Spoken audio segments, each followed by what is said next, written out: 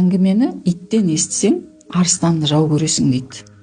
Мына елдің сөзі деген тас сияқты. Оны арқалай берсең, беліңді сындырады. Ал оны аяғыңның астына жинай берсең, сен биіктей бересің. Қадыр Мырза ағамыздың осы сөз туралы жақсы бір айтып кеткені бар. Сөзде кінә жоқ дейді. Мәселе айтушыда. Біреу сөзді мұзға аунатып жеткізеді дейді. Біреу сөзді тұзға аунатып жеткізеді дейді. Ал біреу жүректегі жылуына, жүректің махаббатына орап жеткізеді дейді. Сондықтан аузыңнан шыққан әрбір сөзге мән беру керек. Жақсы сөз сөйле, болмаса үндеме дейді.